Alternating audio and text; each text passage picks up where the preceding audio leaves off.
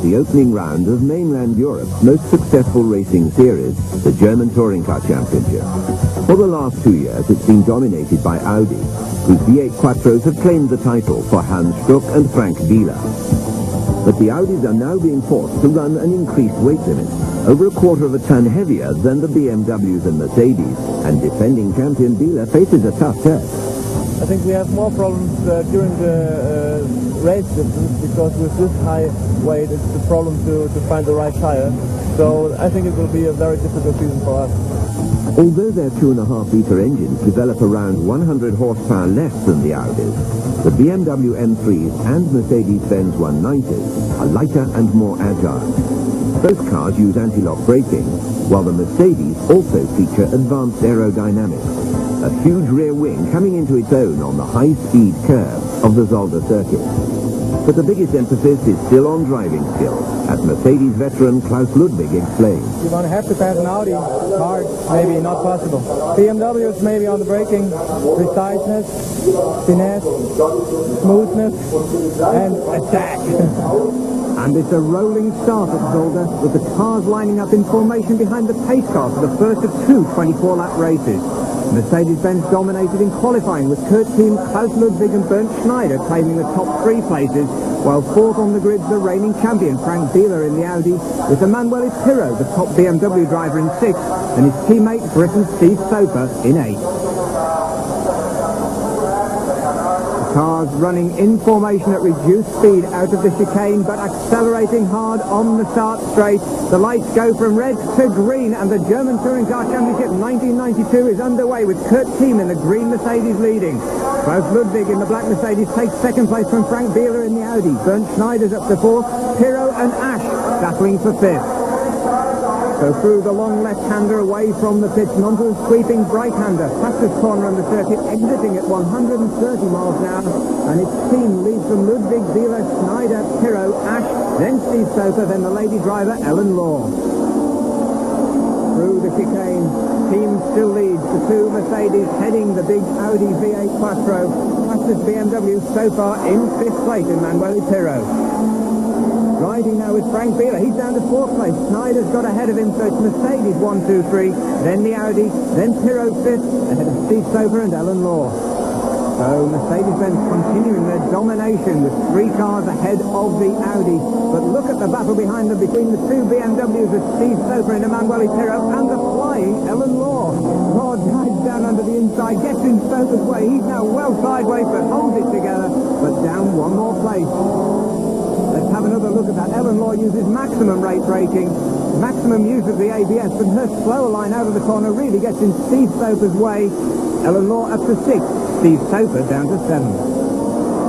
The race leaders heading the field, Kurt Team, then Klaus Ludwig, then Bernd Schneider, then the Audi of Frank Bieler, the reigning champion, then Emanuele Pirro now starting to come under pressure from Ellen Law, Steve Soper in 8th, Roland Asch in 9th, and Keke Rosberg, former Williams Grand Prix world champion, in 10th place. And an incident at the chicane. That's number 27, Armin Bernhard in the BAS Motorsport Mercedes-Benz. He spins out and, well, very heavy contact there with Fritz Kreuzpointer, who does a very good job to hold his BMW on the track. Battling for 12th place, Johnny Cecotto in the FINA BMW, the former world motorcycle champion, leading the European Touring Car champion from the past, Roberto Ravaglia, returning to the German Championship and moving through in his Schnitzer BMW. After a slow start, he's aiming for the top 10. And Ravaglia both suffering in qualifying, having to take part in the qualification race on the Saturday to even qualify for the main races. Ravaglia is certainly not used to that, having raced in the Italian Touring Car Championship, the World Touring Car Championship, and now the German Series. And Ellen Law's now up to 5th position, ahead of Pirro, Soper, Roland Asch and Keke Rosberg. A fantastic 5-car battle. Through the chicane, Ellen Law leads, then Emanuele Pirro, then Steve Soper. And a parked car on the right-hand side of the track, one of the race leaders out of action. But it's Ellen Law heading the BMWs, Pirro, Soper, then Roland Asch in the Mercedes-Benz, and Keke Rosberg, Grand Prix star, in the silver Mercedes. These are the race leaders, Kurt Team, Klaus Ludwig, Bernd Schneider, Now the three Mercedes-Benz relegating the Audi of Frank Bieler to a distant fourth, and that's Hans-Joachim Stuck, 1990 champion, sitting out the race.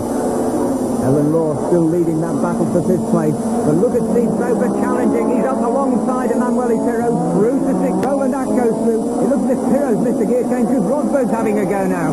But Pirro closes the door, forces Rosberg to back off. This has got the makings of a vintage battle because Rosberg won't take that lying down.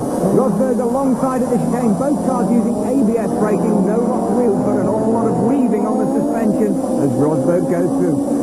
A disappointment for Joachim Winkelhoff. His Schnitzer BMW on the way into the pit and out of the race. Now a three-car battle for fifth place. Lars Soper and Roland Ash fighting for fifth, but the other two cars have gone. The question is, where's Rosberg? Soper challenging Law, looking down the inside, but Ellen Law's got him covered. She closes the door. Steve Soper's going to have to fight harder for that fifth place than that. And he's doing it. He's having another look down the inside, giving Ellen Law no relief from the pressure, but he's having to watch his moves for Roland Ash. And this, of course, is what's happened to Rosberg. Left his braking just too late, runs the car off the edge of the track. He's losing ground. He's also lost the place to Emanuele Pirro, as has Ellen Law. Steve Soper up to fifth. Ellen Law, Roland Ash disputing the same piece of road, but it's Steve Soper in fifth place. Ellen Law sixth, Roland Ash seventh. And we're riding with the fourth place Audi, Frank Bieler, but not for long. He's up alongside Bernd Schneider through to third. It makes me wonder whether Schneider's got problems. He had a big advantage over the Audi. Now the Audi's up to third, Schneider's down to fourth.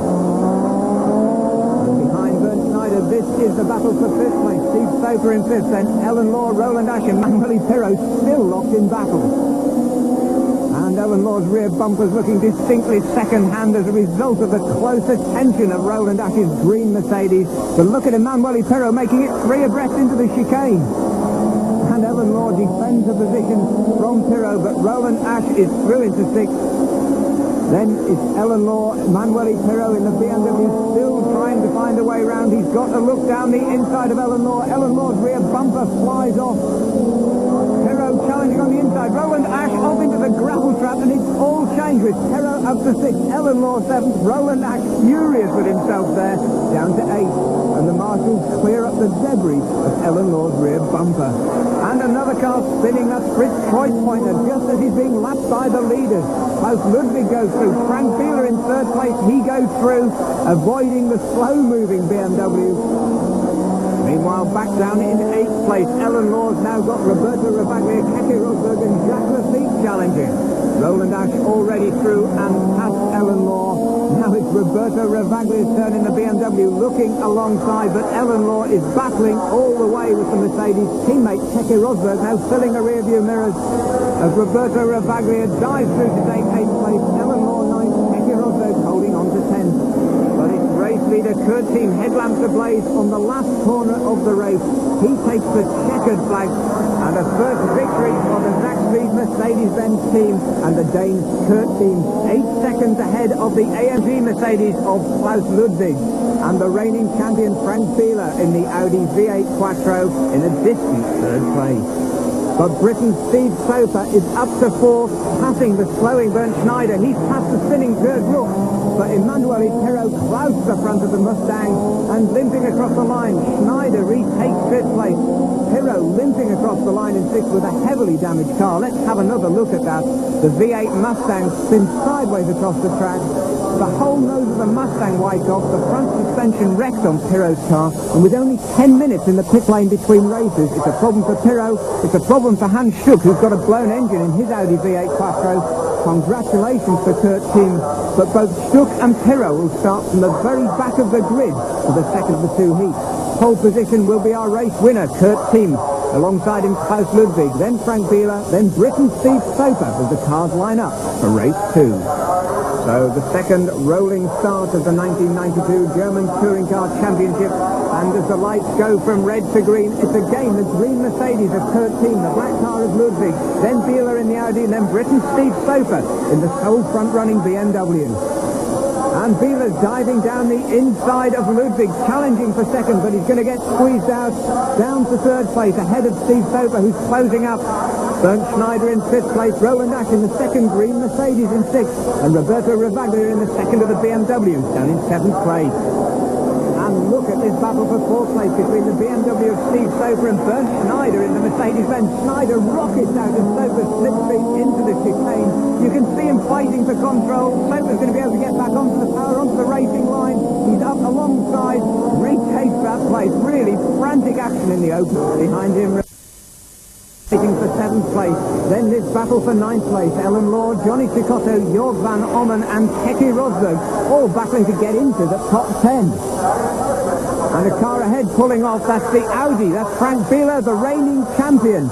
Frank Bieler's Audi V8 Quattro out of the running. That means Steve Soper's up to third, and a disappointed Bieler prepares to walk home. And another Audi out of the action, that's Hubert Haut. So disappointment in double dose for the Audi V8 team as Bieler takes that long walk back to the pit. And Steve Soper's into third place, but he's having to fight hard to hold off Bernd Schneider in the second of the AMG Mercedes. Soper's BMW literally sandwiched between Klaus Ludwig's AMG car and that of Bernd Schneider, his teammate. And Schneider's taking a look down the inside at the fast left-hander, the left-right. Schneider runs wide, though Soper's got the better racing line. He's onto the power earlier, and Steve Soper retakes third place. Schneider still filling his rear-view mirror, still challenging all the way. Out at the front, it's Kurt Team, then Klaus Ludwig, Mercedes 1-2, Soper's BMW third, Schneider in fourth place, Roland Asch completes 4 out of 5 for Mercedes-Benz. And Hans Stuck is out of the race, the 1990 champion, also looking under the bonnet. Engine problems again. That's turned from disappointment to disaster for the Audi team. And the attrition continues. Mercedes 1-2, Team and Ludwig, Soper third, but behind them, Bernd Schneider's slowing from his fourth. And a big moment there for Steve Soper. He holds on to his third place, but up into fourth place now will be Roland Asch in the second of the Zaxby cars. And the oil flag's being waved beside Bernd Schneider's car as it's pulled off at the side of the track. Obviously major mechanical failure on Schneider's machine. The Kurt Team leads, Klaus Ludwig second, Soper third, Asch fourth, then Jacques Lafitte closing fast in fifth place. The genial Frenchman raced with Williams and Ligier in the 1980s in Grand Prix racing, made his motor racing comeback after leg injuries, and he's now battling to stay ahead of Ellen Law, who's closing up in sixth. Ellen Law, the lady driver who made her name in Formula 3 racing, now sponsored by the Berlin 2000 organisation. That's the group who are aiming to get the Olympic Games played in Berlin in the year 2000. You can see their signatures on the car, and Ellen Law is making sure they get plenty of attention as she and her teammate Keke Rosberg run right up ahead of the field. And look at this, charging right up on the tail of the 7th place car of Roberto Ravaglia. That's Emanuele Pirro in the Bugatti team BMW. He's driving the team's T car, the spare car, because his car was wrecked in the first of the 2 races. He started this race dead last. He's now challenging for 7th. Brilliant driving by Pirro, the former Dallara Formula 1 driver. Dives down the inside of Ravaglia. He's making it look so easy, but he must be right on the ragged edge. And 2 drivers that are definitely over that edge. That's Jacques Lafitte and Ellen Law, both off the track in a very unusual position. Jacques Lafitte climbs out of his car. He's gesticulating. He's telling the marshals to get out of the way. Ellen Law still in her car, but she's opening the door. She's getting out. Jacques Lafitte's telling them to run for it. I suspect there's oil on the track there. And that's Steve Soper car parked at the same corner, so perhaps he was unwittingly the cause of that. Riding now with Jacques Lafitte, that's Roland Asch up ahead. He's having a huge moment as well. There's Soper pulling off at the side of the track as Jacques Lafitte loses it.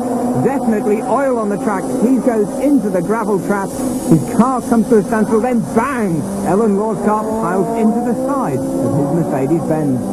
You can see the signatures of the Berlin 2000 organisation as the attrition continues. That's Klaus Ludwig. His car's stuttering around the circuit. This late stage in the race, it could be fuel starvation, but no problems for Kurt Timm. He's cruising to victory, his second victory of the day, his second victory out of 2 opening races in the German Touring Car Championship. Good team from Vosges in Denmark switched to German racing in the mid-1980s. Last year raced with the AMG Mercedes team. Switched to Zakspeed for 1992. He's vindicated his team's decision, flashes the headlights in delight, taking the second victory for the Diebel Zakspeed Mercedes-Benz team. Second place is going to go to his teammate Roland Ashford. Just look at Emmanuel Pirot challenging for third place, and that's from dead last on the starting grid. But disappointment for Klaus Ludwig after a splendid race in second place. His car expires on the last lap. He's not going to make it to the finish line, but the gentlemanly Roland Ash gives Lafitte and Ellen Laurel is back to the pits in the second place car. Oil on the track meant a sudden end to the hopes of Ellen Laurel and Jacques Lafitte, and disappointment too for Britain's Steve Soper, whose mechanical problems cost him a likely second place. Another disappointed driver was Klaus Ludwig. He lost second when his AMG Mercedes died of fuel starvation on the last lap.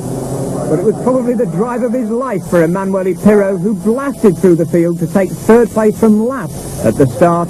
And delight for the Diebel Zakspeed team, whose Mercedes pulled off a 1-2 in the final race, and victory in both heats for the Dane Kurt team.